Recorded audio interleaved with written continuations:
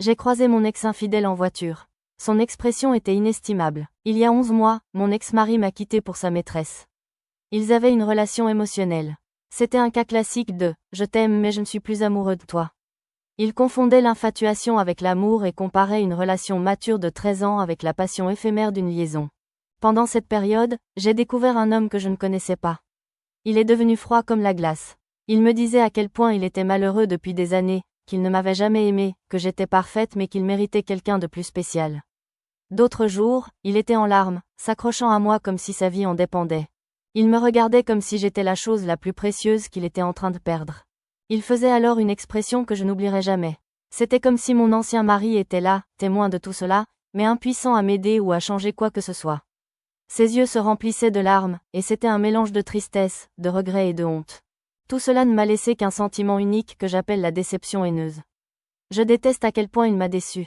À quel point il a fait peu d'efforts pour nous sauver. Je sais que sa maîtresse a insisté, mais il n'avait qu'à dire non.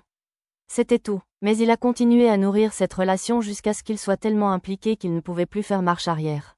Cela fait environ 8 mois que je n'ai plus de contact avec lui, je ne l'ai pas revu. Tout ce que j'entends, c'est qu'il emmène sa maîtresse partout et qu'ils essaient d'expliquer qu'ils n'ont pas eu de liaison, mais qu'elle l'a aidé à traverser son divorce terrible, qui s'est terminé en 1 mois, donc. Ouais, terrible, les gens me disent qu'elle est ennuyeuse et très banale.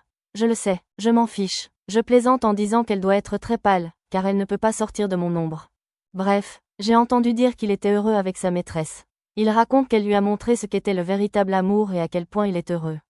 Elle est la bonne, elle le comprend, il n'a jamais ressenti ça auparavant.